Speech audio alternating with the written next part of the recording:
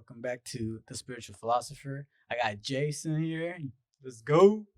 In the house, baby. J Worldwide. In the house, baby. I got our special guest today, Nico knows G8Fitness. Yes, sir. If you don't know, you better know. You better recognize. All right, so we're just going to dive into it real quick. And first and foremost, I want to say thank you to everyone who's listened so far. Don't forget to like and subscribe and to share if you find any of this content important or calls to you or a friend or family or whatever. Just go ahead and share that. That's how the algorithm works. That's how we're able to be more visible online. And so enjoy the show. All right. Nico, G8. My boy, I've been trying to get you in here since day one. I've been pushing it out. It's all good because you're a busy man. I wouldn't hold it to you if you weren't busy, you know? I want to start off real quick in saying that I'm grateful for you because I know how I want to start this podcast because this is an important one for me because I wouldn't be where I'm at if I didn't have a coach like you. And maybe some people will be saying, oh, he's just being a fucking fanboy, having his coach on. No, like, you don't get it. During the pandemic, for those of you guys who don't know at home, didn't know Neeks personally. I knew him because of friends. Like, we have mutual friends. Mm-hmm. Sometimes we ran past each other at a rave, but I never really fucked with Neeks in that sense. Like, I never knew who he was, and I was always fearful because I knew he was in fitness. And why was I fearful is because I had this belief, and I want to share this story real quick with everybody, is that I had this fucking belief that like every single fitness coach out there was trying to take my money. And that was my experience. I literally spent at least $30,000 fucking dollars on personal training, on fucking fitness coaches, on people who just for years took my money and said, oh, we're going to get you there. We're going to get you there. We're going to get you there. And it never happened. And some of that's on me because I was a naive 18-year-old kid who just wanted to get better and saw pictures on the screen. And I was like, how do I get better? And like asking the wrong people. But at the same time, those wrong people led me to you because now I know what real is. And so I want to appreciate that because there is a lot of people in the fitness industry who are out there trying to take money, who's trying to just make a quick 100, quick 200. You know, those people on Instagram will be like, hey, hit me up or DM me for, a fitness schedule, which I downloaded. Workout plan that I just downloaded off of bodybuilding.com. So now that I've said my piece, I want to show gratitude first before we started. I want to dive into the past first and starting off by getting to know you on a deeper level and also sharing where you come from. To my understanding, you're from the Bay Area. You're born in the Bay Area, correct? Mm-hmm. Yes, sir. I wasn't sure if you were born in Philippines. I'm not gonna. No, I'm from here. For sure. And so you're born and raised in the Bay Area and went to school out here, went to Woodside. Yes, sir. And then from there went to San Francisco State, got your degree, and then how did it go? I ran with fitness before I graduated. Okay. And like part of me thought that I should just drop out because the business was already going so well. Mm-hmm. But I thugged it out. You know, it's something I feel like it's something that if you start, you just finish it, right? Yeah. But yeah, I was thinking when you told me, oh, we're just gonna talk about like the beginning and where you come from. I was like laying in bed, like, damn, how far back do we go? Like to as far back as I can remember, because I feel like so much of like who you are as an adult is shaped by certain phases in your life. That are all obviously interconnected in a way. And if we're going from a kind of like a spiritual standpoint, I think one thing that I'm grateful for is I think my emotional intelligence. I think that was something that I was born with. Like going back as far as I could remember, let's say 4 or 5, we struggled, bro. And like it was always like hard. Yeah. I think one of the first Christmases that I can remember, I remember my mom saying she had to wait in line at a charity called Catholic Charities to get the gifts for us. Yeah. And why I was 4 years old and why I knew that was maybe a little bit too young to understand, but I remember feeling so grateful for the gifts that I had at that time. And at first I thought it was like, oh, I'm just grateful because it's something that my mom gave me. But then as I kind of grew older and looked back at the situation, it was more like I knew that I you have to humble yourself to ask for free stuff or to go there, you know? Yeah. So I really like cherish those gifts, and I'll never forget. It was almost like a puppet set. I Yeah. got a puppet set at like 4 or 5. Had no business playing with it, but I kept this little like bumblebee Mhm. hand puppet for maybe like 10 or I think my mom still has it. Yeah. Um, but that it was something super sentimental, and I remember I kept it for such a long time. And I think again being self-aware enough as a kid to know that like, hey, if I acted like Mm. I was too cool for this, if I didn't appreciate it, it would like hurt my mom's feelings. So that stuck with me, bro. Like Yeah. uh knowing that we had nothing and like living in a studio. We moved, I think when I was by the time I was 18, we moved like 30 times, bro. Shit. From apartment to studio to apartment. And we always had food on the table, but like we knew as like growing up that it was like hard to come by. Yeah. Like I saw the struggle, and like some parents I feel like maybe do a better job of like hiding it from their kids. Mhm. But I remember as a kid I always knew that we didn't have anything, Yeah. you know? Um so starting from that, I feel like that definitely made me want to know that like I wanted more for myself. So like fast forward, Mhm. 20, 30 years, Yeah. I think that's where the hustle comes from in me. But it's not because I want. I think I was able to achieve so much because I'm abundant, and Yeah. that I'm always grateful for what I have. I don't think happiness comes from having Material stuff. material things, even though I chase those things. Yeah. Obviously, they're just kind of milestones. But I'm always like super content and super happy with what I have, and kind of just see leveling up as something that's a part of life if you choose to do it. Yeah. You And know. that's really, I'm grateful that you even opened up about that, because that shows not just humility, but it also shows that at face, someone can look at you now, for example, and see, oh, he has a nice house, he travels the world, he does this, Yeah. but and the first thing they come in to say is, oh, he comes from money. He comes from money, or he has like a trust fund or some shit Right. from one of these kids in the base. So I understand and I feel for you, Right. and I relate with you on a personal level with that, Hmm. because I fucks with Filipinos.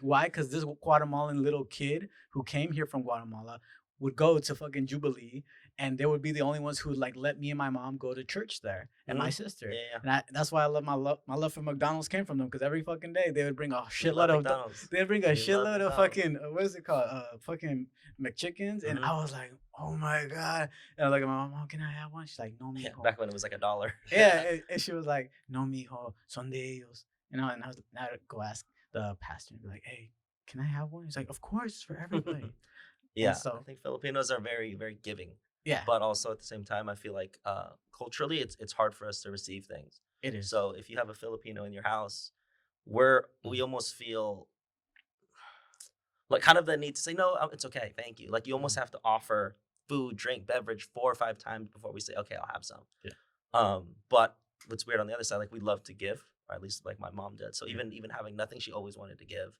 To, like my friends or whoever had it, it was good. So yeah, beyond, I think that uh, super insecure. yeah, I have to say that's and I think or while driving over here, I thought of just a quote that reminded me of something. Struggle's a privilege.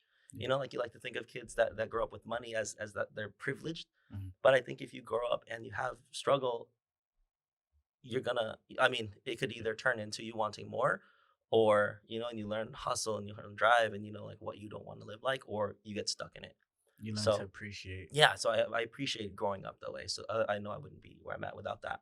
And Um, I want to mhm, touch back real quick on something you said about being abundant, because that in itself, a lot of people don't see when you come from nothing.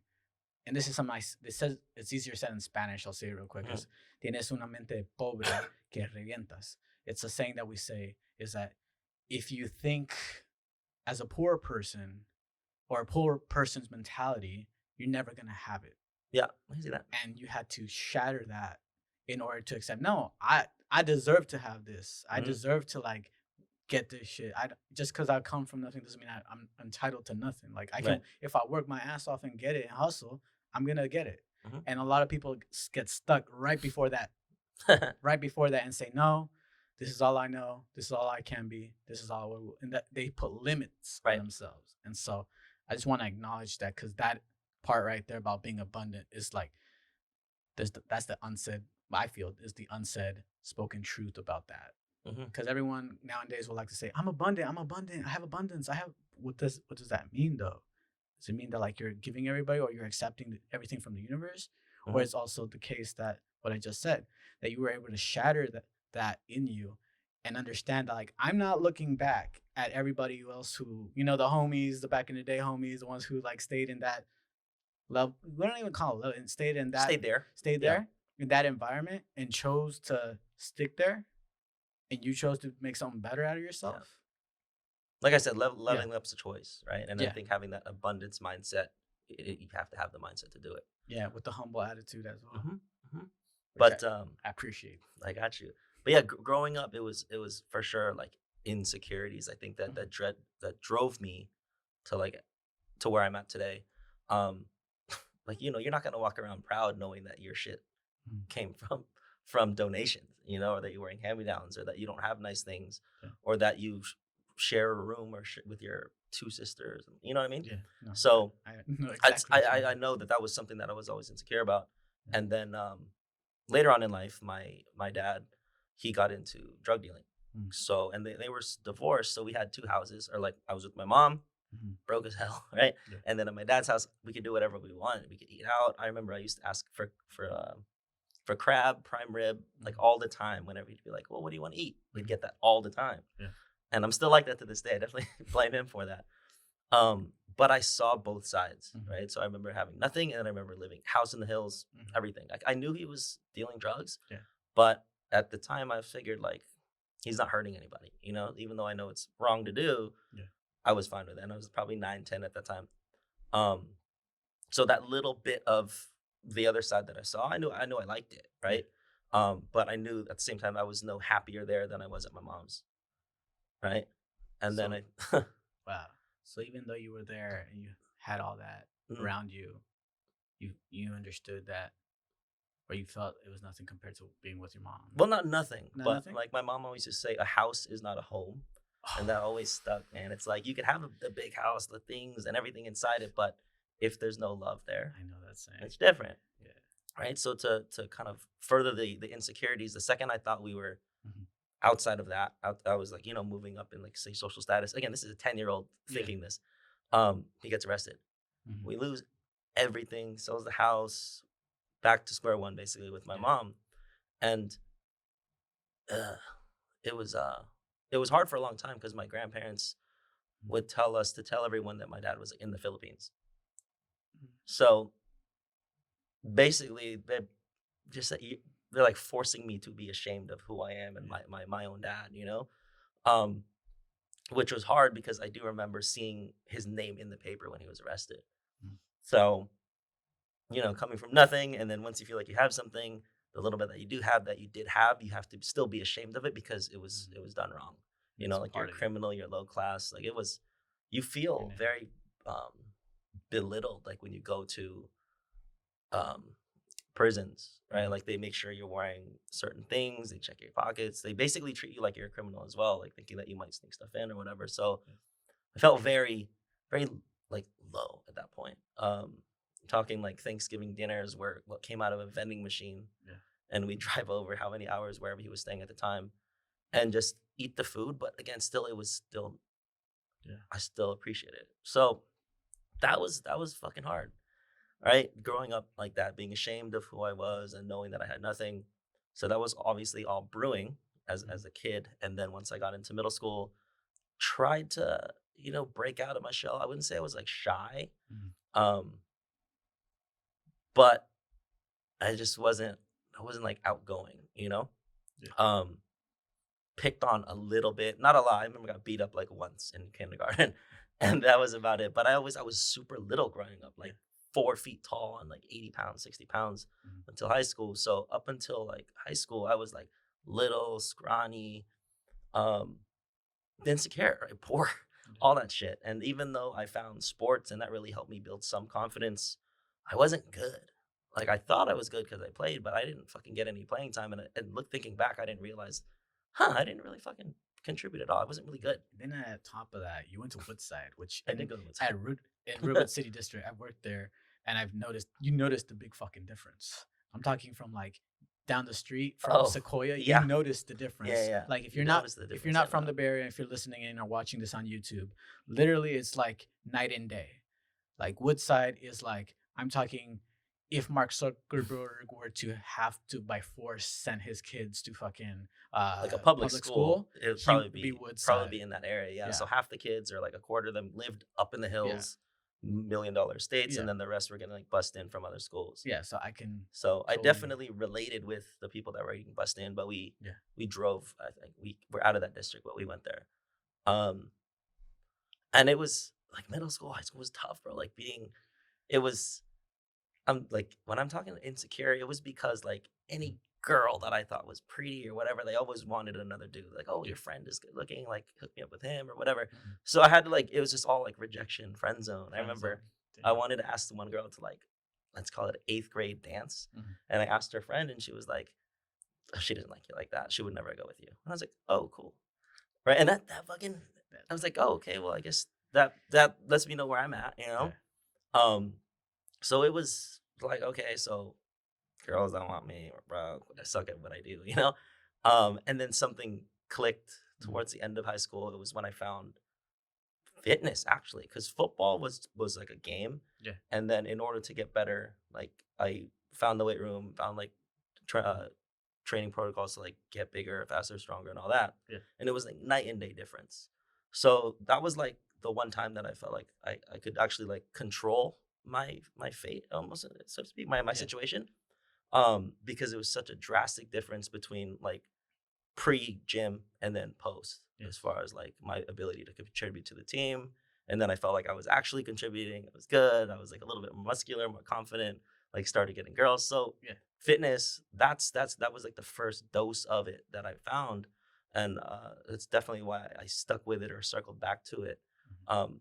When searching what I wanted to do in life, because if the weight room can give a kid like me A the chance. confidence to even get a second chance at whatever, um, it's gonna hold a special place in my heart, you know. So I think when Jason talks about like leadership and community, Yeah. fitness like transcends a lot of those things. Like you Mhm. can have a hobby that you do something that people understand. Like people can understand basketball. People could like you could like sports and stuff like that, but like anyone can do fitness or Yeah. anyone is a potential client for fitness. So um yeah, I met Jay at a boxing event. So after football, right, I was Yeah. like, okay, I'm good at football now, right? So Mhm. I'm getting some confidence, and then but I was still too small to play in college.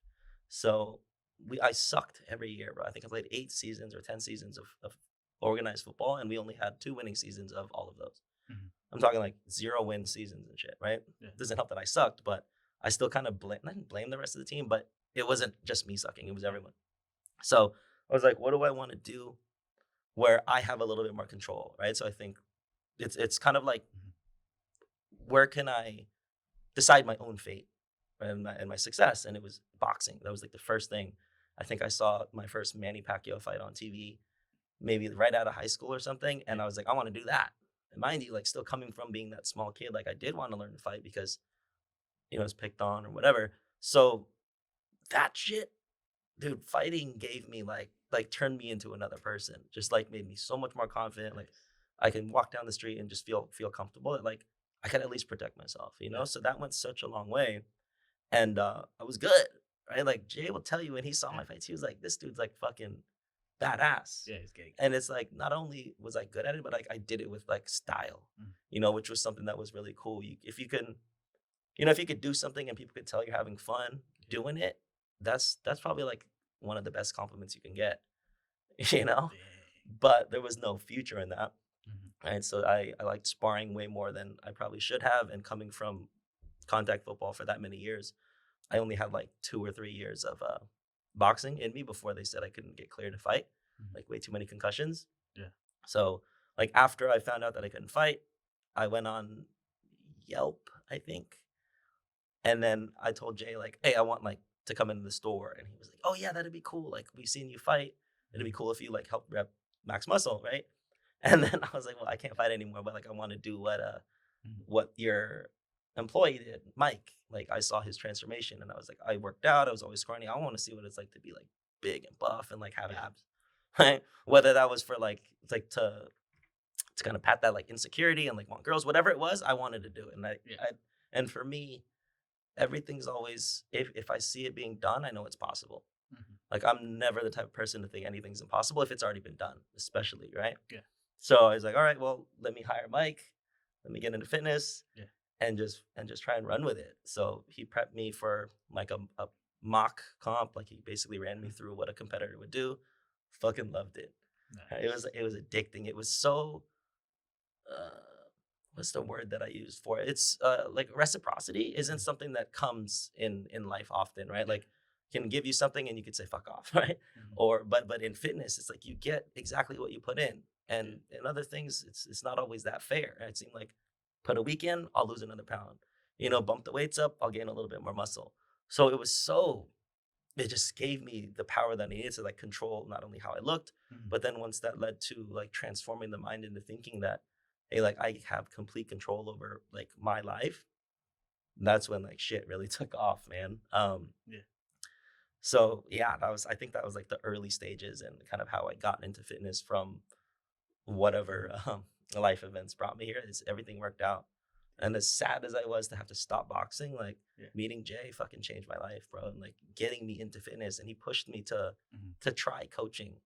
Which, if you, it's funny now because there's like coaches that make a living and stuff, but people weren't doing fitness coaching in 2012 making money. Yeah. You know, maybe like there'd be like that old guy at the gym, like yeah, Mhm. he might I don't know what he does or how he survives, but not like Yeah. Bay Area money. Yeah. Like, and I still like part of me like in I was only going to school because I was like I think I want to work a corporate job, like I want to make six figures, like that Yeah. was still the goal, right? Yeah. So to say, like I'll do coaching as a side thing was I don't even know what you call it. It definitely wasn't. I thought it was kind of a detour Yeah. away from my end goal of wanting to be affluent or financially successful. And then once it started picking up Yeah. and I got better at it, it was here we are, right? Damn. There we are. I'm like speechless right now just because Jay's the reason why I'm with you right now when it Yeah, comes to yeah, yeah. training. Because I even came to him first, and I was like, "I'm thinking about running with Nico. What do you think?" You know, and don't and me was my fucking Latino attitude was like, "Don't fucking bullshit Dumb me. bullshit. Yeah, Don't bullshit me. Tell me this straight out, because you already know I spent so much money as a fucking kid, and I'm 20 something now at that time. It was like 28, 29 or something. And I'm like, it was a while. You had like a handful of coaches. I remember yeah, you telling me that before. You yeah, told me like that like 2 years or so before you even before, started with yeah, me. and I remember that still to this day when I sent you that fucking direct message on Yeah, I Instagram, remember where I was too. and I was just like sending it, and I was like, I'm gonna be completely honest with you, bro, because you had an experience with someone who didn't, uh, who someone or some people didn't like coaching and had experiences with bad coaches, and Right. you put a question out: who's had an experience with bad coaches, and what is something that you think um they could learn if you would say it to them? Hmm. And I was like, well, fuck it, if it helps him, I don't give a fuck. Like, it's like, for me, it's like he's not my coach, and the last Right. coaches I know, fucking, I don't want to even see him anymore because after all that. But and I just took a shot, and it was like, all right. And then I saw, like, I'm in the shuffle scene, and I know people go around, and I knew that, like, on Instagram you see who's liking who's with who, Yeah. who's Like there's only so many yeah. coaches, you know? And And I think at that time, mhm, like myself, I've had like 10 coaches too. yeah, And like you can learn something from everyone, of course, but each time I had a coach, I just tried to think of it as like a learning experience to try and get better. yeah, Because again, at that time there was no there was no blueprint to like how to be a yeah, six-figure coach or how to be a successful coach. There was like coaches that could help people get the look they want, yeah. but they weren't living like the lifestyle that I wanted. You know what I mean? And I think something that relates, you can tell me if this is wrong, Mhm. and it's perfectly fine if it is, but something that I feel that both of us have, similar to what you had with Jay, Mhm. of finding someone who can look at you and say, this boy has potential, and this boy comes from something that, like, is unique in its own way, Mhm. is what I had with you when I finally took that. shot it. Yeah. And I was like, okay, because people don't understand the relationship that you have with your coach, and everyone Mhm. likes to come in, give you opinions, say, "Oh, your coach is doing you wrong. He's doing you this." Yeah, Everyone likes opinion, of course. especially like, if you make it public that you're with a coach. Yeah. If you keep it You could quiet, always armchair quarterback. You can always say this. You should be doing this. You should be yeah. doing that. Um, But just wanted to mention that because that's how mhm. I felt, and still to this day feel. Is like, man, to able to understand that, and this is for other coaches too, that like it's not just being a fucking coach. Sometimes it's also being a fucking Mhm. therapist and Yeah. hearing what people going through Right. and why they're pushing their asses to go to a gym and transform their body. Yeah. Some people say revenge body. Some people Mhm. say no. Like I really, for me, I I remember that message. I said, I I even told him, Jay. I looked at him and I said, "You are the last coach I'm gonna have. He did say that. He You're did the say that. last coach I'm gonna I like to have." think I should be like most people's last, but Yeah, I guess one of my girls, she's been with me for a long yeah, time. Um, left yesterday and she texted me. She's like, "Hey, I'm mm, gonna try something else." yeah, Super happy for her. You know, like yeah, again, I can't hold that against anyone if you want to try other things. yeah, But if I did my part throughout the time that we were working and you knew that everything that I did was in your best interest and I actually cared about you as a person, you're not just a paycheck to me, yeah. then that's fine. I feel like we could build such good relationships as if you're a good coach Mhm. with other people, that those are like connections we're gonna keep for a lifetime. Yeah, Right. and that's what That's what we it got. that's what we That's got what we now, got. I and think so one of my problems, one problems, it is a problem mhm, sometimes. I guess it could be wrong. Is um, basically you said that you like it when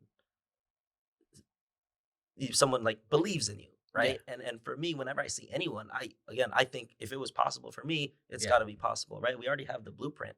yeah, So somebody coming in, I'm never gonna like look at them, see what they've done in the past, and judge yeah, based off what I see. I think of everyone as a clean slate, fresh start. We're starting mhm, from scratch today. yeah, So it doesn't matter how good you look, we can always get better, and that's what we're here to do as a coach. and I think that's what also helped as when you're still coaching me when we started was the fact that I need you to forget everything that you've learned till now, Yeah, and we're gonna start clean. exactly. And because then I had to give that power, that trust back and be like, okay, not just in the funds, but like that faith that like, okay, he's not steering me wrong, like fuck. Right.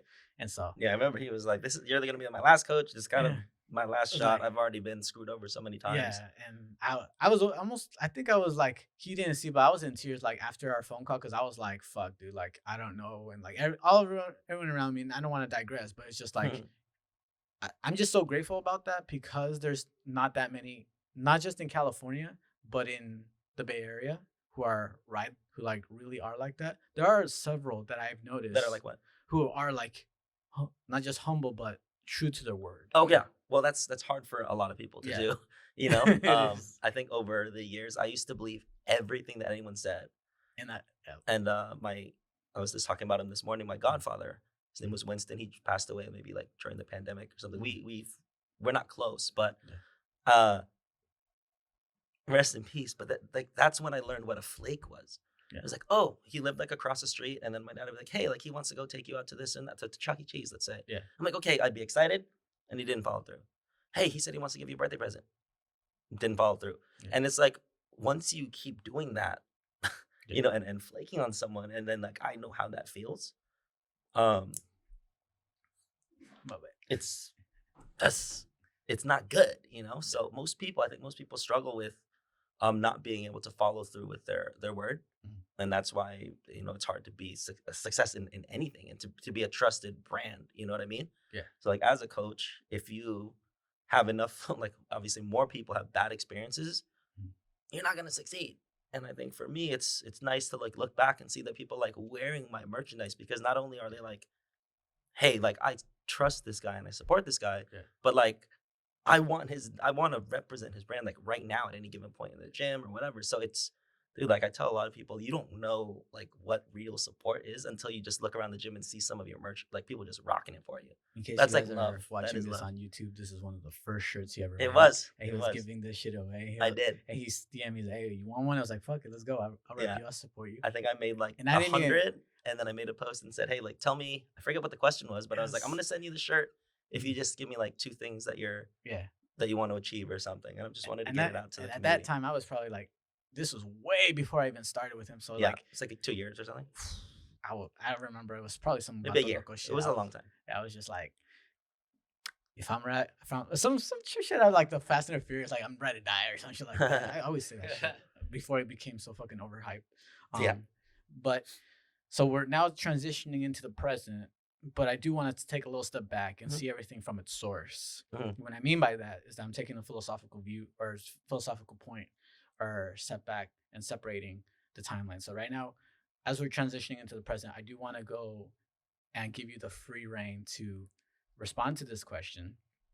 And it can either be past or present or wherever you want. Okay. But I feel that what would you say, based off what you've told us so far or told me, um, would be the most difficult encounter, the night, the dark night of the soul that you had to go through Yeah. in order to come through to the other side to make It's it? yeah, I got you. No, I got you. It's a lot fresher, Yeah. than it might.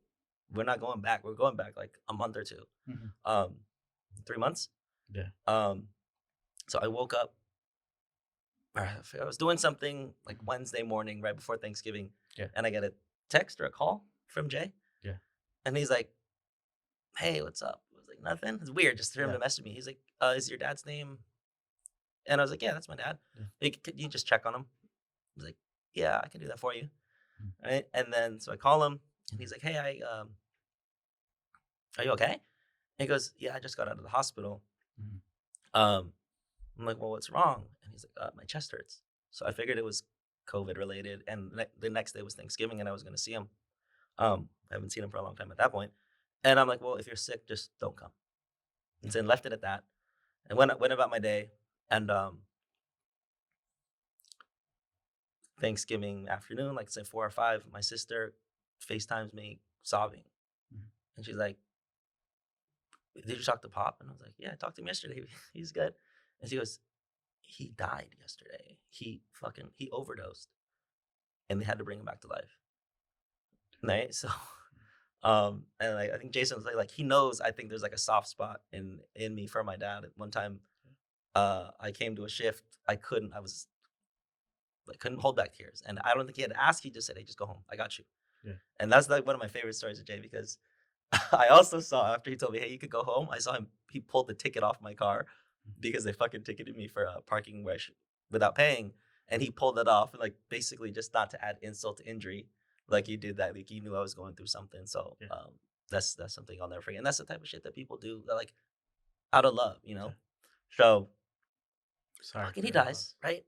He comes back, and then I call him like, dude, I'm not gonna like scold him about that. Obviously, Yeah. he's been in drugs, but I never thought that he was like doing it. I knew he was, but Yeah.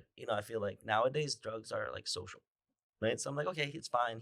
He's doing it with his friends. He's fine. He has his house. He has Airbnb. He's doing okay. He's not bothering anyone. Yeah.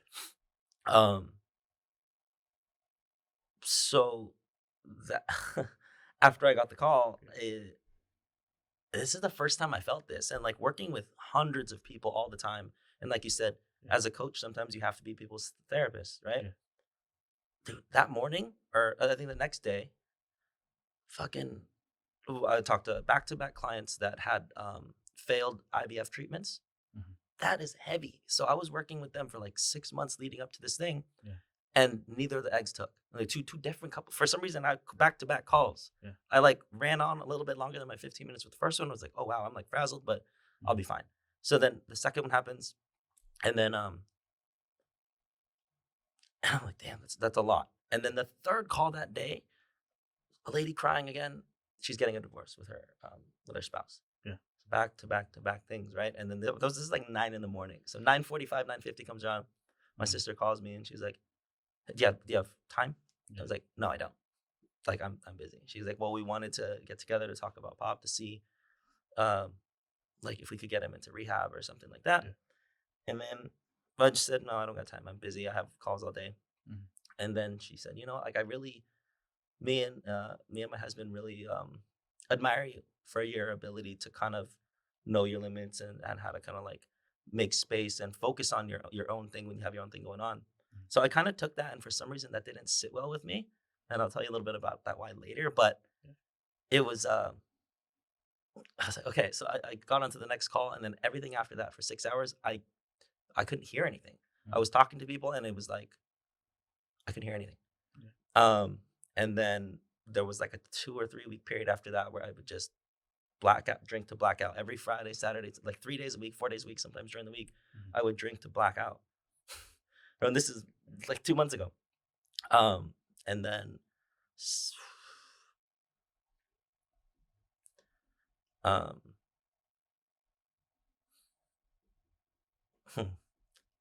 mm, let me think a second.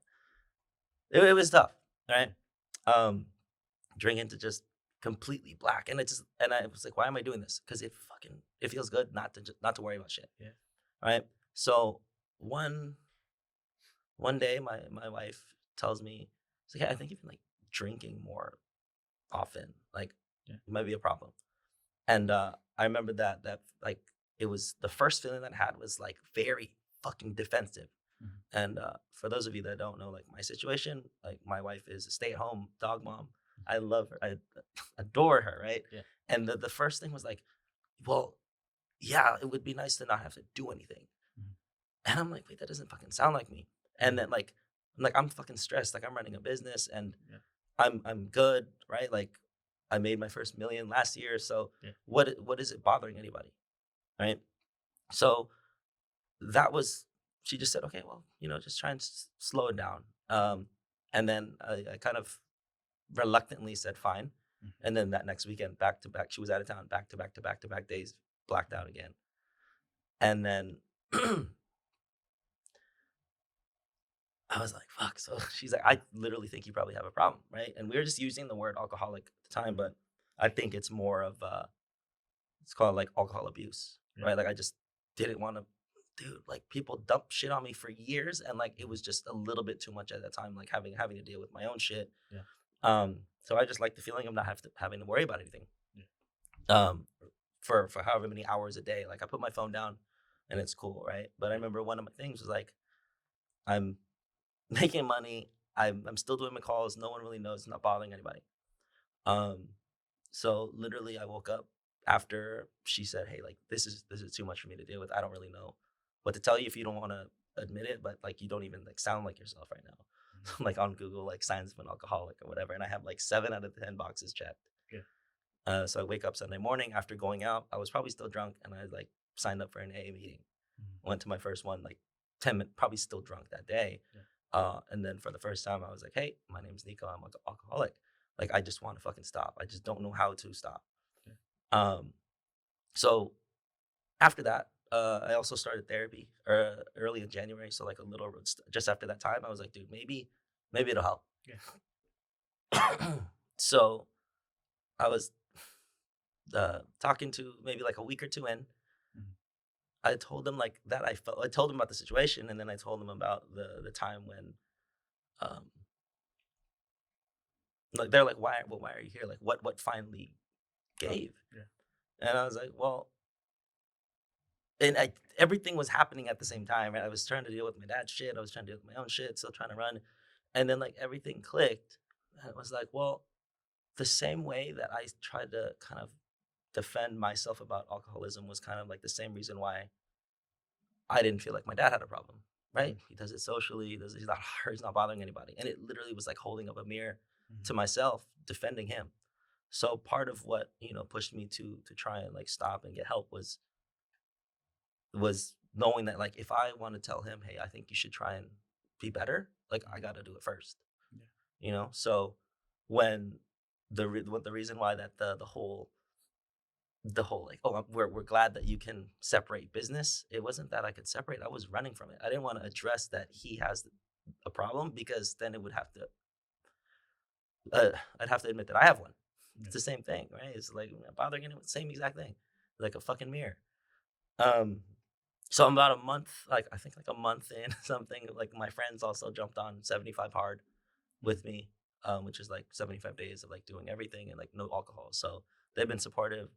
Um, Therapy's helped a fucking lot. Nice. Just being able to kind of unload stuff and um, yeah, like just everything was that dude, that was recent, right? And I Yeah. felt like part of me realized when I was in some of those meetings. I've gone to like 6 so far. Like why am I like people that are deep in it, like I feel their pain, like in their voice. It's different. I'm like, I'm not there yet, Yeah. but hearing what some of these people go through just to like fight the urge or to some of the demons they're running from, I'm like, dude, I live a fucking blessed life. Yeah. I don't want to spend another minute not remembering it. You know, like we're here for a limited amount of time. I want to remember everything. Mhm. So that's been super transformative. Um, Between therapy, meditation, just trying to stay sober. Yeah. Um, and funny, right? Like, oh, fitness coach, like I did it on my fucking own time, you know, and like a lot of my friends were trying to kind of defend me too. Mhm. And like my wife was like, I don't feel like anyone would like everyone would tell me, no, he's good, he's Yeah. fine. But like she knew that I wasn't, and it really just took me to realize, fuck, dude, like this is not okay.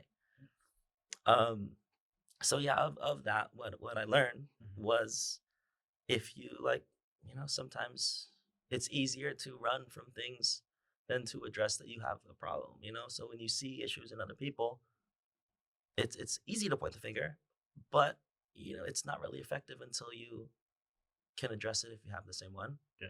So hopefully out of this I'm able to, and dude, honestly, in the last month I've gotten way more messages from like clients after saying, you know, like, Yeah. thank you for the way you've just been there for me now. Like, Yeah. it's been like very reassuring that like just the changes that I've made over the last month has already made like a huge impact on people, and I'm able to show up for them more. Yeah. And like be there for them, like you said, like a therapist. Like think about every time like you called me and you were going through shit. We've had some extended calls, Fuck, dude. and like you don't ever really think like, I wonder if this dude's cool, Yeah. right? Because I fucking drive a Lamborghini, I post a house, I'm traveling, but like Personally, none of that shit I is know, really doesn't matter, I know you know? everyone else probably may, or I can't speak for everyone else, but for my sense, I never crossed that because I felt that, like, for me, I'd rather do it in front of your face and ask you, yo, you good? Yeah, And yeah, but the thing is, I can barely see you right, because you're always working. right. I don't And so, expect people to, but it but was. like, I'm the type of I person know I you don't do. really I know you ask. would So ask, yeah, but I again, it almost seems like why would you, 'cause there were a couple of right? times I have asked you on the phone, and I was like, hey, you good? But Yeah. that was From for that, other stuff. from the outside looking in, there's really no reason Yeah. for me to be And the thing is, your friends, upset. everyone around you, they're not the ones who go to sleep with you at night. Right. Right. And So they I only feel, see it like every now and then. yeah, So if I went out with one and we got hammered and then I go with another one the next day, yeah, they're like, oh yeah, he just drank and he was good. But dude, I fucking do back to back to back. yeah, So yeah, no, shout out to my wife for being able to point that out. I feel like that's hard, and to kind of be persistent with that, you know, yeah, despite the pushback and like just me not being myself and just hearing the things that I was saying. I'm like, this isn't how I feel, but yeah. it's you just get defensive, and it sounds logical Mhm. in my mind to say, oh, I have everything, I have my shit together, but it's not. Like, what? Why are we fucking doing it? What are we running from? And Mhm. part of me for some reason thought that it was like connected. I was like trying to make the connection between do I chase success because I have some type of Mhm. trauma or something? But then yeah, dude, like growing up as fucking poor as I Yeah, was, of course I'm gonna it want was money, great. you I know, understand and that. things and collect those things. So it's been a fucking long three Mhm. months, let's say, of Yeah. just I'm not a psychologist. introspect. Man, Not a psychologist it's at been a all. lot. I'm It's been not a even gonna fucking lot. speak for psychology, but yet, however, based on what I've known for you these past years, and based off my experience, I can tell you right here, right now, there's a difference. We have a word for that in Spanish, interesado, Mhm. or someone que se quiere aprovechar, who wants to get, or takes advantage. Okay. You're not that. You're not someone who's just interested for the better game, the Okay. better, okay? Man. Because I feel in and I hold that if you hold on to that trauma and it makes you to that hustler that, like, okay, one there's a big difference, and people say there's a gray area, but I believe there's a big fucking difference between someone who has ethics and can make it there on their own or with support with other people Right. without having to burn people on the way there. Mhm. And I don't see that in you, that you don't burn people on the Yeah. way there. And you have never have. I haven't. Right. And So you I don't think gloat. And we're good. that's a good thing too that Yeah. I've noticed about Two you. things. You Well, don't gloat. a little bit. You don't A little gloat. bit. You don't walk around and say to people, "Oh, go look at my Lamborghini. Here's the keys. Look, go." Right. You know, like But random people stuff part like of it, you know, I think part of me, like I remember when I first got my first like car. It was a BMW M6. I was like, like literally the reason why I wanted it was so that when I told someone what I did for a living, Yeah. like, oh, I'm a fitness coach, they wouldn't be like, oh, like a personal trainer, like a Yeah. 24, like I wanted them to know, oh, like You want I'm to making money, redesign. right? So because that part of me is like Yeah. was insecure about like the fact that I don't have a normal job, that I'm Mhm. just doing a thing that people don't know what it is. Yeah. It's like, oh yeah, I'm a coach. Well, what do? You don't train people? No, like I kind of like write up their diets and like, oh okay. Yeah. And I remember at family parties before, they'd always be like, oh, how many clients do you have? Like, what do you charge? Like fucking, that's always the question. Like Yeah. trying to figure out how much money I make out of it because like I'm living whatever, however That's I'm living. Um, they can't it just associate the doesn't, two yeah, it in doesn't their make mind. sense. They But can't. now that Yeah. it's, I don't know. Yeah, but there is a big difference between someone that knows how to hustle for themselves and then someone that's willing to burn bridges to Mhm. get there. Yeah. I'm obviously not the second. You know what I mean? Yeah. I think if you do things right, you play things long, and like money should come. Yeah. The money's gonna come. I feel like you're, at least in my eyes, like my income is a product of like the value that I bring to the world. Yeah. And it's like how many times have I changed people's lives? And like I'm okay with spending the money and flaunting like the Mhm. splurging and Yeah. like overindulging because it's still hard earned. Yeah. It's not like I take money and ghost kind of thing and Mhm. like do things like for free plans or Yeah. cancel people's things and or if I don't feel like I did the right thing, I'll coach for free if I have to. Yeah. Or if I know someone's going through something and they can't afford, like I will probably, Yeah. I'm always going to do the right thing, and Or take that's all your team out to dinner. Or, that too. Take people out. So yeah, I like feel and stuff like like that. Like little yeah. things, people making sure that people know you care. So being a good person, you don't Yeah. have to be a hustler and be a piece of shit. Yeah. So I think that's definitely helped. But yeah, I was scared that I was like, do I do this because I'm like a problem? So I Yeah. was asking my therapist, like, what do you think that is? She's like, hey, Mhm. it's okay to like want those things, Yeah. and to have grind and to be ambitious. Mhm. She's like, you're super ambitious. She's like, I've never seen anyone work this quickly. Like you came in looking like a hot mess the Yeah. first time. Like I think my first therapy session was like a day. I was probably still drunk also, and she's like, dude, you're a hot mess. Yeah. And then like 5 weeks in, she's like, I've never met like a client as introspective as you. Yeah. Like I go sit with everything that I talked about You and take learn it in and and you and listen. take it, and that's what we're supposed to do, right? That's what Yeah. you're going for. But if it was I go and just blabber Mhm. my problems and not work on it, Mhm. then that's Would you say your past of being coached by Mike and by Jason Mhm. helped you be coachable in order for now that you can be taking in the therapy I and the support? I think luckily for them too, I was already coachable. Oh, okay. Yeah, because coming from again someone that had no like natural talents Yeah. to get to where I was in boxing especially, like I know that hey, if they know more than you and they Mhm. can pour into you, you'll come out better. Yeah. So by the time I got to them, like I was already kind of willing to do Mhm. I think honestly, I think Mike's the only coach that I listened to completely. All the other ones, I Yeah. was a cheater. I've been cheating. And Jay too, like I know he tells me things like he's always had my best interest in mind. So when you know that people have Yeah. your best interest at heart, you should wholeheartedly listen. And I kind of knew that when he was like, "Hey, you should start doing nutrition coaching and charging." Yeah. I was like, "Okay, cool. Well, what should I like? Should I give you guys a cut or something?" They're like, "No." Mhm. Okay, cool, right? And then like so Yeah. even hearing that, right? Like even out of my head, I'm like, wait, does that make sense? Like, and then on the back of my mind, I'm like, okay, 1 year in, 2 years in, 3 years in, I'm Yeah. getting bigger, I'm making more money. I'm like, you think he's gonna come and say, hey, like now you should probably start doing Yeah. it? No, because it's like he genuinely wanted me to succeed, and it wasn't about that. Like he wants to make an impact Mhm. on the community, and his like one of his vehicles is me. Yeah. Like he can only talk to so many people. Yeah. So, but if I could talk to hundreds, then it's a ripple effect. Yeah. So good comes from good doing good. It's always gonna come full circle. So, so now, first and foremost, thank you for that. I mean, I thought for a second there you had said he passed, but and I was like, no, Oh, no, Puffs? yeah, Oh I no, was he's like, yeah, good. I was just with him. yeah. So, but I I haven't was, talked to him yet about it. So I yeah, still want to make sure that I have it yeah, all in the clear before I maybe address and see if he wants to fix himself. But yeah. So now that we've gone from the past, Mhm, heard your Dark Night of the Soul, now I want to get to this point when G8 was created with Jay and mhm, you mhm. and sat down and made this master plan to start changing people's lives, starting with San Mateo and now Bay Area and now Everywhere. because Everywhere, yeah. everywhere you're getting noticed everywhere around the world. And it's not because you pay for 1,000 followers to follow you, Right. like other people. Not throwing shade, but Yeah. being completely honest. Some people do it. A lot of people pay $10,000. I see that in the shuffle community, man. Like people pay like Yeah. not That's the $10,000, easy but way they out, pay you know? so much money just to have followers, and then they blow up, and then everyone thinks they're God or whatnot. But Right. that's I digress. But I think that's where my question is right now. So the creation of G8 from the start to where it went and where it's going Mhm. with you and Jay starting off with that. No, I got you. yeah.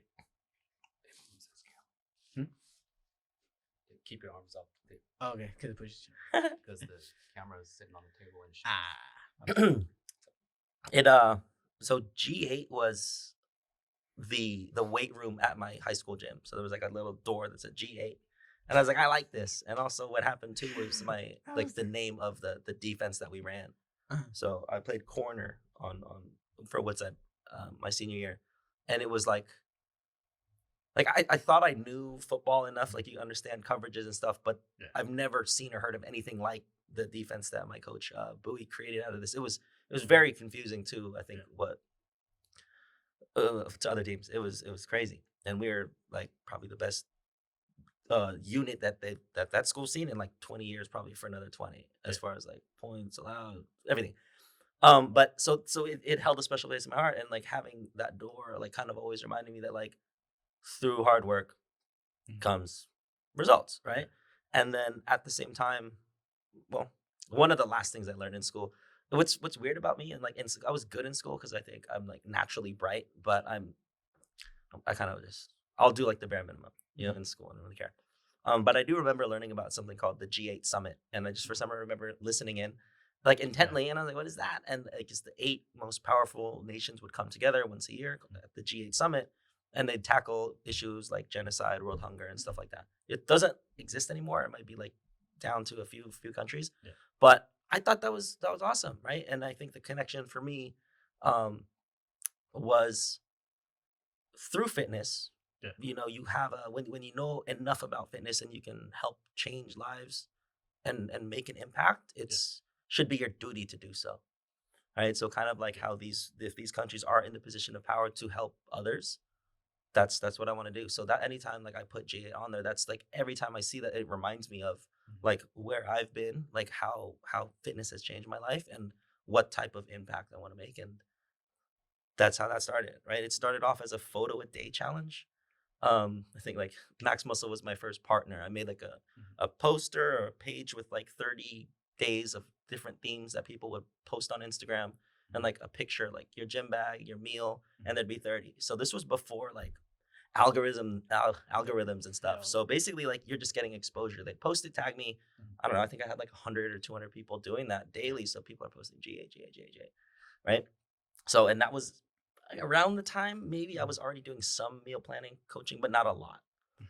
Maybe 1 or 2 people, but I wasn't anything really, nothing big. And then Jay had Ian, our regional manager of Max Muscles. He was like the regional. He was super cool and chill. And I remember he told me like, "Hey, you know this guy? Is it Mark? Matt? This guy Matt in the Valley did like over $100,000 in meal plans like this year." And like I said, like if I hear something's possible, I'm like, okay, it's got to be. Right. So I remember switching from photo a day to saying, okay, I'm going to kind of ease off that and turn G8 into like my coaching LLC. Started slow, started small, posted my transformation, kind of repeat. Got some reviews, got some buzz, and then obviously being in here helped a lot to get just traffic. Right. And then I was charged like $100 for a plan for 12 weeks, 150 for 16. Something crazy. And this is in like end of 2012, early 2013. And then in I think the summer of 2013 started picking up. And that's when I met Delilah, my wife, through the photo a day challenge.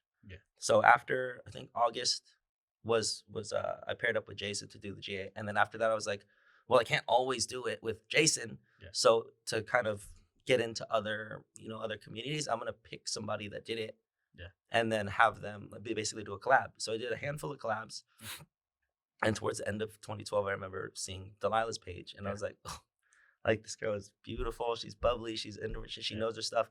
I'm gonna ask her if she wants to do it. So I basically asked her if she wanted to do the photo a day challenge with me, and we just kind of hit it off once, like we were trying to plan it out.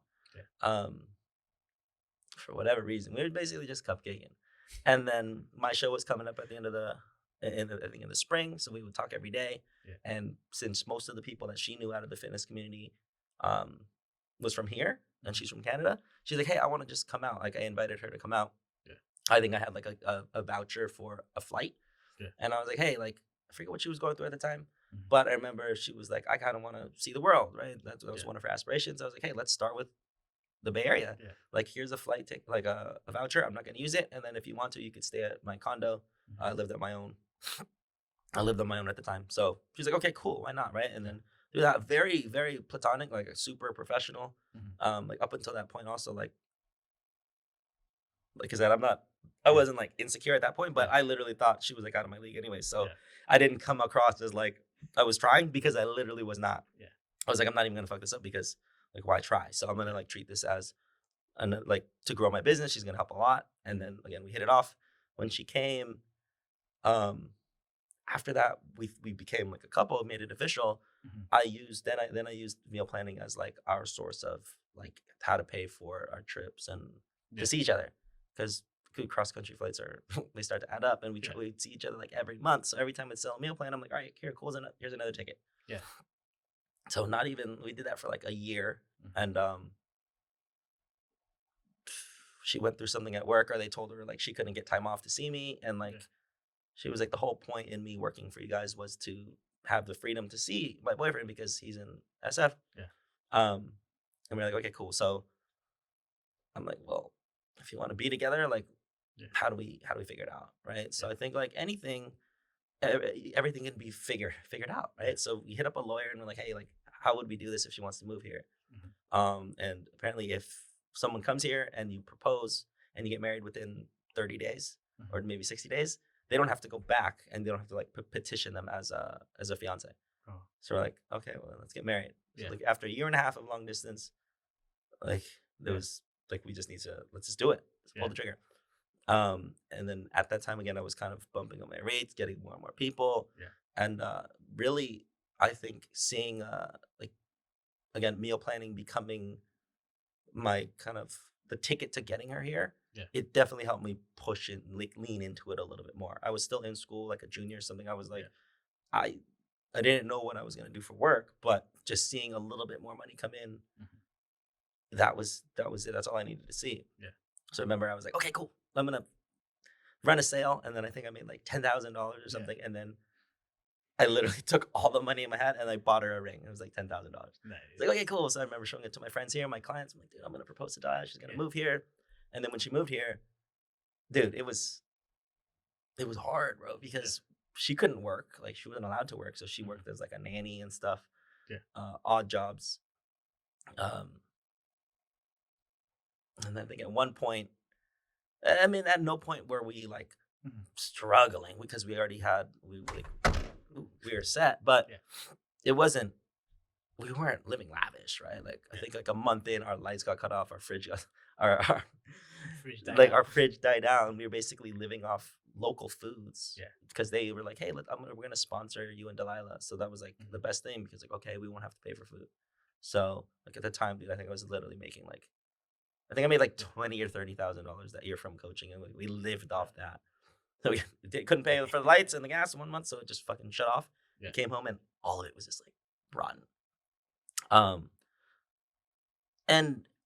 But still, and then I graduated. I'm like, there's nothing else for me. Like, this is it. So started diving a little bit more into like marketing and getting more ads out of this. But I always looked at it as like, if you take care of one person, you're gonna get more, right? Like, there's nothing better than a referral, or seeing somebody that transforming through fitness is like just they're basically like, take my money, right? Some of the transformation I've been a part of, like their friends are just like, where do I sign? What do I charge? And I think let's say after 2015, I just started like bumping up my rates every quarter just to feel it out. Like, let's see what I charge. And again, I was working with coaches, and I try and keep it around what I felt like I paid them. And then I just tried to make sure that I was doing, giving more value than they did.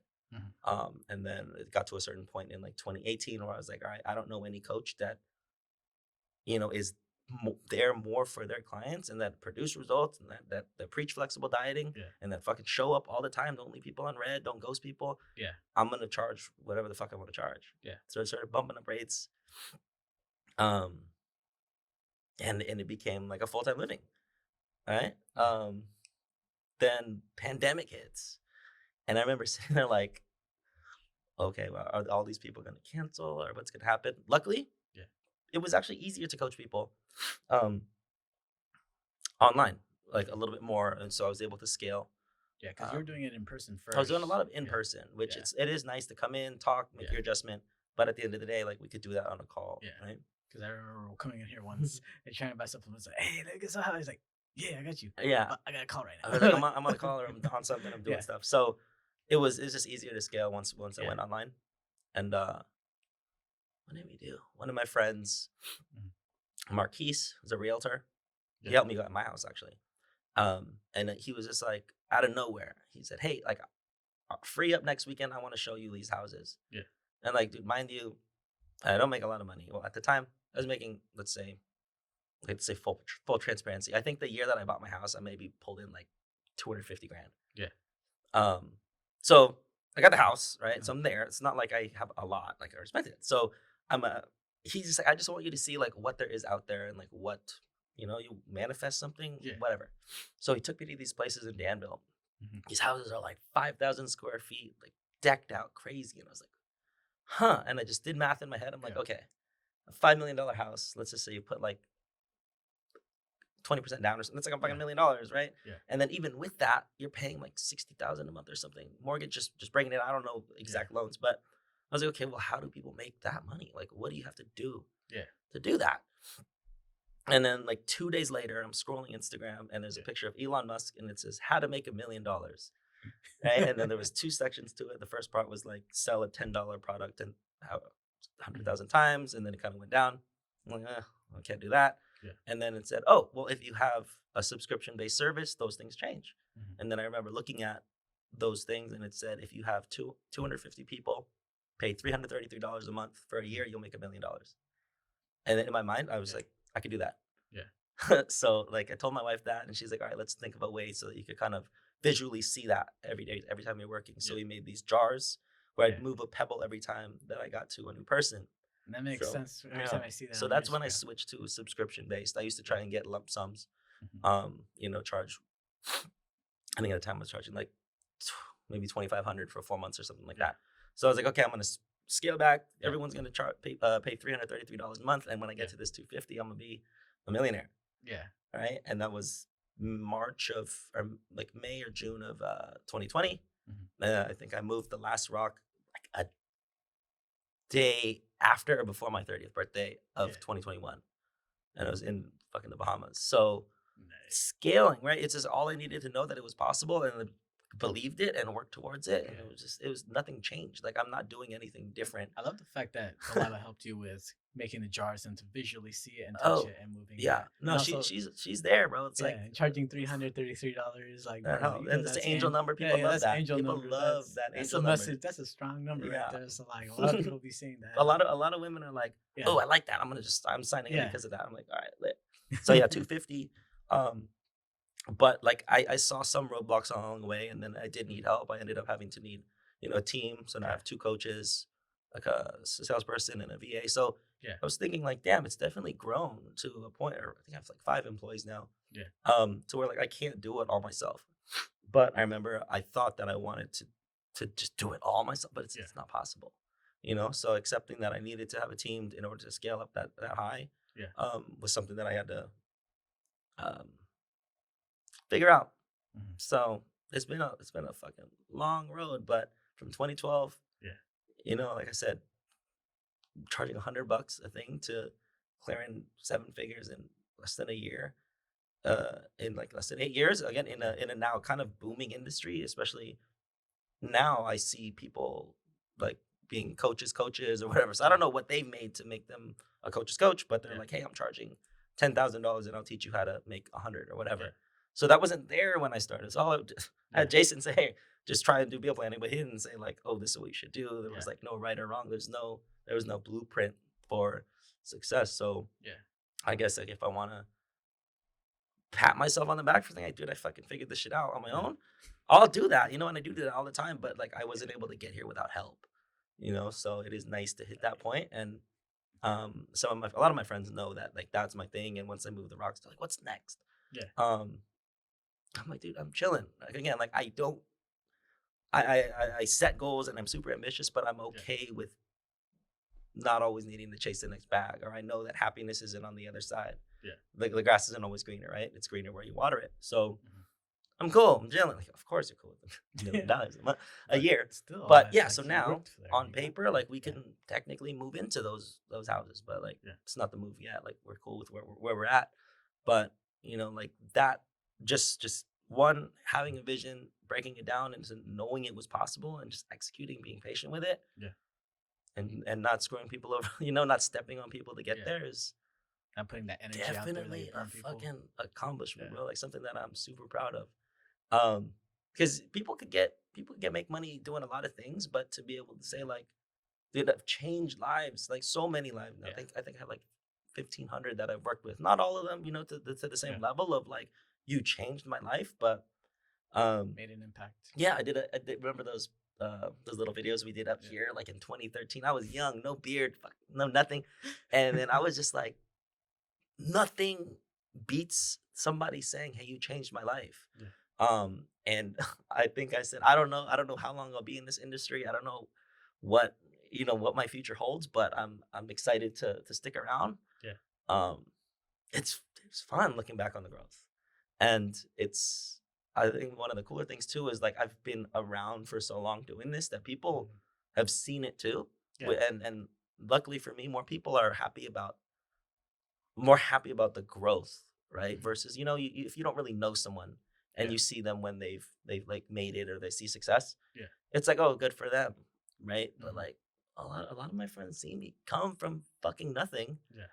and it's, again, if there's a younger version of me that has that same mindset that says, hey, all I need to know that it is possible to do it, then hey, then we could change lives that way. Damn. It's a lot. Yeah, I'm just taking it in. But take it in. I'm Take it in. taking There's it a lot in, going and on. I'm like, because I'm just personally hearing when you first started this, hearing you about going to get food banks, and I remember being a kid and hearing or going to San Jose City Bank and getting turkeys and getting toys myself Yeah. as well. Yeah. And living. Oh yeah, we in used to cities. steal Yeah. food from the Safeway all the Yeah. time. We'd like get a bag of chicken and just walk out in college. This wasn't it, but it Yeah. wasn't too. But I knew I wasn't gonna be living there for a while, but there's been Mhm. hard times, and it makes you appreciate what you got. But Yeah. I think the my favorite thing about, just again, like back to emotional awareness, is I know that Mhm. I don't need to chase more, because I'm just as happy as I am now as I was when I was making a tenth. Because Yeah. it's like the Japanese culture have a thing called ikigai. Have you seen Okay. that?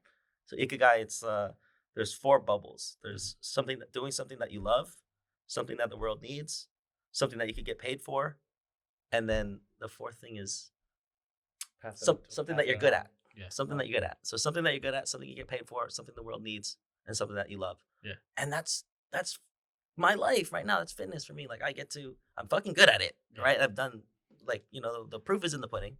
Yeah. We get paid to do it. I have fun doing it. It's like I love fitness. I always have it's always, and that's where I'm at. So And it gives you life too. it does, and it's purpose. It's what I'm passionate about. Yeah, it's been a hell of a fucking journey. And I feel like that's what you were talking about on all your other podcasts. It's very Yeah. much like hero's journey, and I like to call myself a hero, but of what it looks like when I think back, I'm like, damn, it's been a road, a ride. Yeah. You know, met so many cool people along the way. Hopefully, inspired many more. We're just chilling now. You know, we're not searching for the next bag. Not really looking too far into. I remember last time I was you were like, let's. You have this vision that is currently bigger than what I can handle. I think for right now.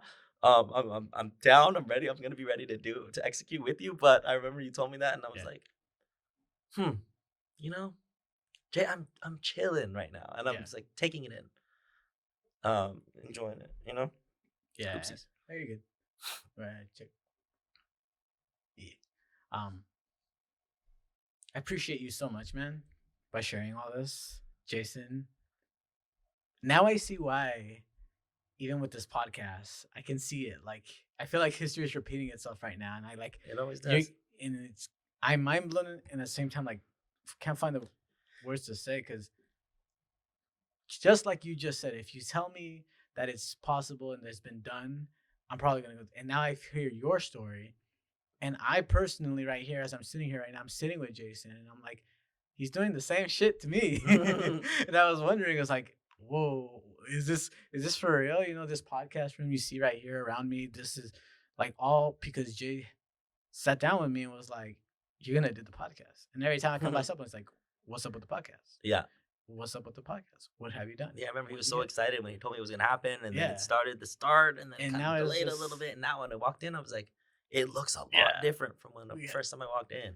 And we had And tarps. I'm kind of glad that I waited a little bit longer Yeah. just to like to see this thing like really pan out. Yeah. And so for the future, we do have planned to invite more fitness, not keep it on a fitness level, but I feel and what I've learned is that fitness is a spiritual Totally. Yeah. It's a spiritual experience. As much as it is physical. Because not just lifting the weights and being there, it's also facing yourself and saying, okay, today I fucked up, or today I did good, or whatever bullshit I have going on at home or in my life or whatnot. I'm gonna go work out and go release that. Because for me, that's my therapy. It's therapy. It can be. That's my therapy. But I have learned that actual therapy is useful. So I'll get there when learn that. I'll get there soon. I'm almost like, damn. I told my therapist, like, how have I survived to this point without you? Yeah.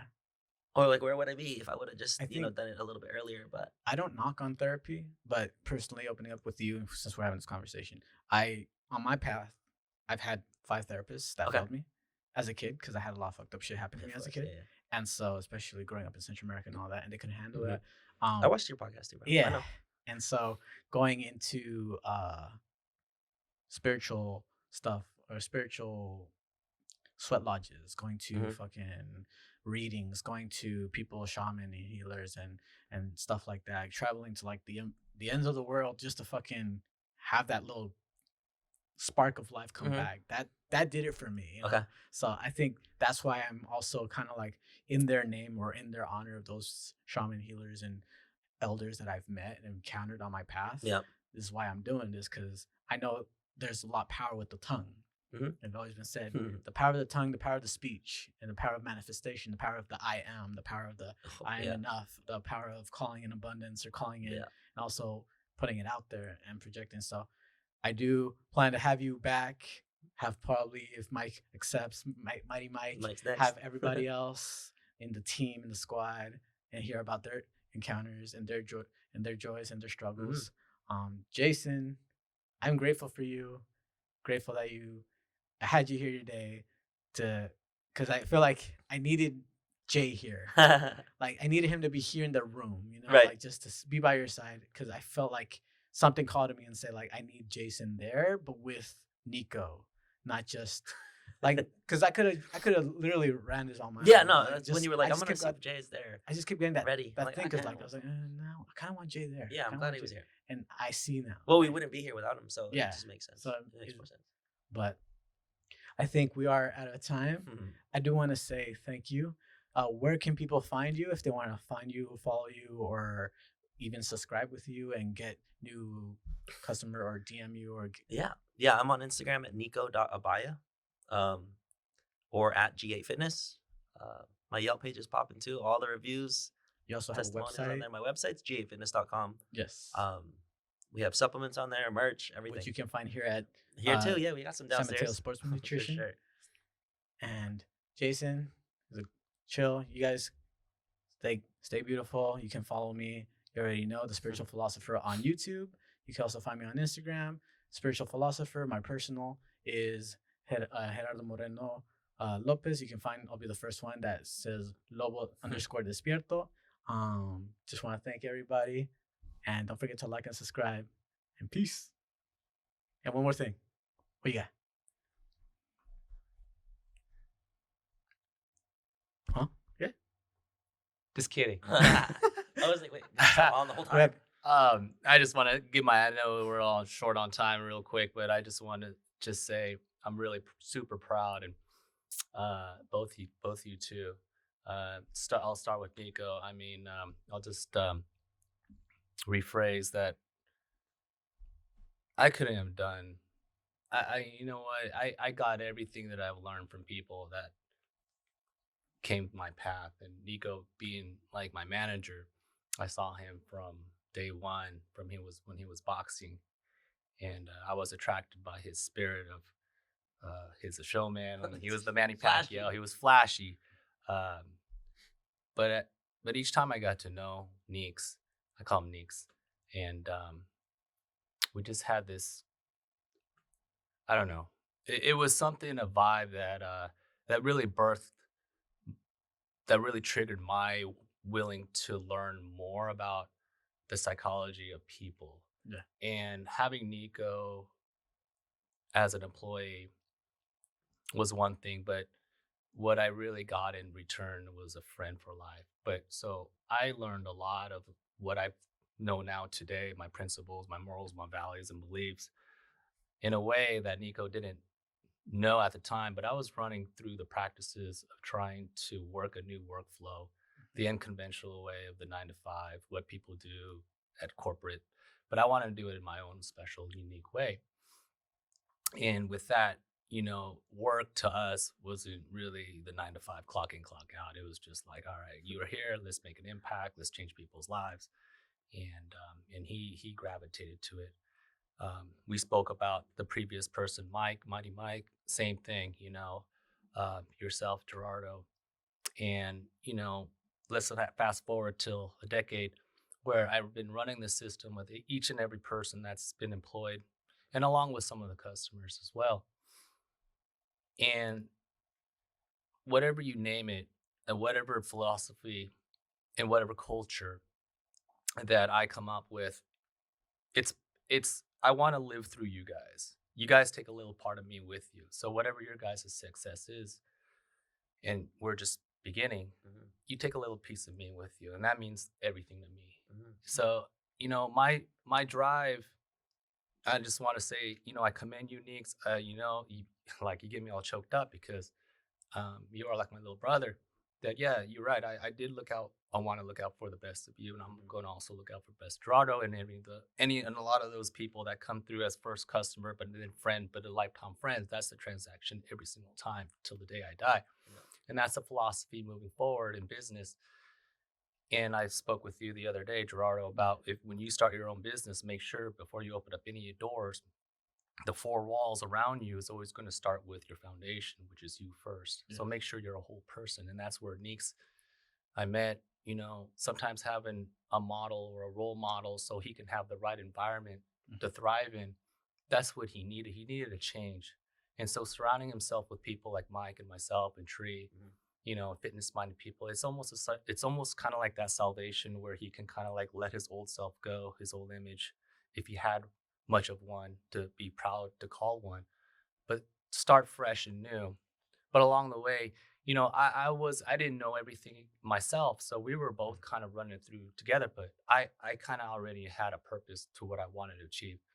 And running through these principles with Neeks, it seemed like, oh, that works. Oh, that works. So this was my new business plan. This was my new constitution. This was my new owner's manual, I call it. Yeah. Right. And so it's much easier to live that way, to live 24/7 and reflect it in your business. So what Nico was suggesting was, if you're just genuine and you're kind and you're friendly and you're present with your clients and your customers and you listen and you give gratitude, and you actually do your best to make someone else's life change, not just for the 12-week transformation, but in life, you're giving somebody back. that's what it's all about, and he's not done. I mean, I'm not done with him. So that's one of the things, like, yeah, even though he's not currently employed with me, you know, doesn't mean, like, a position doesn't define who you are. Like, you are always with me for life, and so are you. So that I'm always going to bring you to the next level. I'm going to challenge you. So, like, it's great that you celebrate your monuments, your goals, and to me, that's cool.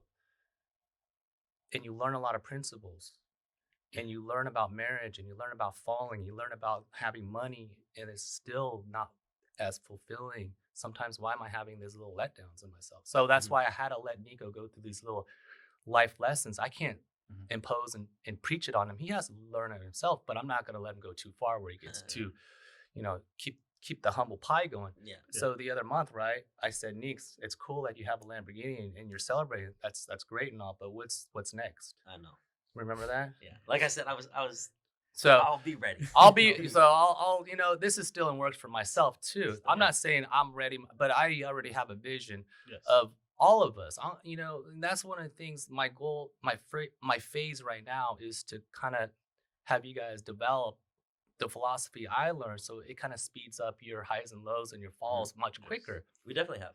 Right? Yeah. So that way, having a model or environment or a workplace like in San Mateo Sports Nutrition, I just want to spread that to where, if you feel like you're not sure of where you want to go, what you want to do, if you're just kind of in the dark, depressed, whatever it may be, I just want everybody to know the birth of me having you too is exactly what I have planned about 4 or 5 years ago, is having a resource or just a destination where people can go and be like, you know what? When a kid walks in the store, the ultimate experience response, like you said, thank you, is like, you changed my life. My thing is like, you know what, that guy, Jason, this is from a parent, and he brings his 10-year-old kid, is like, hey, that's how you do it. That's a good role model. He's, and that's who I'm trying to really get to, is the next generation, because when we're old, and then we have to deal with the next generation who's going to be running the community and the streets and the laws. Well, what's going on today, we're in big trouble, guys. And so, if I can start with Neeks and with you, Gerardo, and everybody else, and we just keep on composing and producing great leadership values. I mean, everybody, Neeks has a story. I see a therapist myself. We're no angels, but you know what? We've been through the hard knocks of life.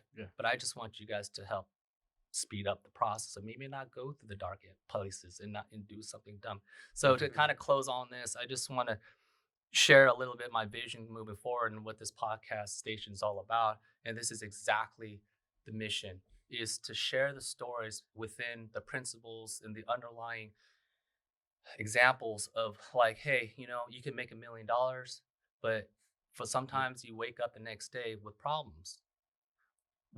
We all have kryptonite that can affect us. On the surface, we look super like got it all taken care of, right? Yes. But what's going on, behind closed doors, the real issues of life, everybody's going through them. And we're not trying to expose you. We're just trying to say, hey, we all understand, we all have problems, but there is a light, and we just want to be a place. We just want to have a place where we say, hey, you know what? Hey, guards down with us. Trust is everything. If you're not getting it from your parents, friends, environment, come over here. We got you. We're not going to but we're going to point you in the right direction. That's the whole vibe. That's the philosophy that I'm trying to provide. That's where the whole worldwide, all this extra stuff. This is just a hook. And I see that, and I appreciate you. And this is why, for the podcast, I was telling Neeks through text last night, I was like, this is something that in my core, I know is going to transcend time, because I don't care if, I don't know how long I have left in this earth, but the day I die, I'll be able, day before deathbed, hopefully not, but I'll be able to say to myself, there's stuff out there where people can find it if they look. Because back then, technology wasn't as advanced as it is now. That we didn't have. I remember when the first fucking iPhone came out. Like, you didn't have those videos of people like Neeks on a fucking camera who look like people of color, who can represent oh shit, it's doable. It's not until you go out into the world. So you're bringing that, you do that every fucking day. And this is why I appreciate you. We're going to keep recording and keep going. I'll just leave it at this. One last one, if and I'll leave it up to you. But my last closing words is like, if you were to wake up, I always say like, Neeks, thank goodness you went through this. You're not done. We're just your real true life, your true gift. You think transformations right now is your gift right now? Yeah. You better think twice, because I always say you want to surround yourself with people who not only believe big, who think big, right, but also dream big. Yeah. So if you don't have one person that sees that vision for you, let me be that person. That's what I did with Neeks. Look at that. I said, I told Neeks, the first good analogy he always remembers, I still use it to this day, is just imagine yourself campaigning for mayor. Yeah. I say that to you all the time. I said that probably about over 10,000 times. And you didn't understand. I'm like, well, just all that meant is just bring your best version of yourself every single day. And if you don't, let's create your new constitution of your new characteristics, and just that's your content, and just say to yourself, that's who you're going to become. And then now I just start saying, like, I have that to the new guys, and Neeks, he knows that, and I ran that by you. Be the next mayor. Act like in 10 years you're going to be someone big. But just let that seed that you have, that gift, just let it bloom. And let me be your vision if you don't have one right now, because someone just needs a trigger. You needed a trigger. Confidence, self-esteem. Well, you got the platform. Practice your skills and at the store. I had enough trust because that's where I learned. Yes. And I'm not gonna hold his hand. I'm gonna leave it up to him, and he can, it's his destiny on how much he wants to put in. So his skill set, knowing that I trusted him, he just needed the environment to prosper, to thrive. And then he just one thing after another, and then he built his new identity. And then boom, same thing for you, G. Yes. And it's no different than anybody else. So if God woke you up today, that means he's not done with you. Right. So my point is, start chasing your dream. Yes. And that's it. And so my name is Jason Mayo, owner of San Mateo Sports Nutrition. This is what I do. And soon I'll be doing more podcasts with other like people. But the whole inspiration is bringing the spirit of leadership and mentality to those that people who don't think they have it. But I'm telling you right now, you guys do. Yeah. And I'm going to bring the live raffle show. That's going to be even more chaos. Hey, let's go. But I'm going to have it in a format where it's all about leading, inspiration, a lot of principles, entertainment, bring the community together. And so that's in the works. This is what I do. This is just my get up, but underneath it all, it's all about for the good, for the community and for the people. And that's where I want to just leave it. And thank you for Gerardo for having me once again on the podcast. Always. Do your thing, buddy. I'm here to help support you. You're doing awesome. And Neeks, I'm pressuring him to have his own podcast show too. And come over here and use this all day. Both you guys have exceptional, infinite knowledge. Yes. And your spirit is much needed here in the community. And I just thank you guys. Thanks.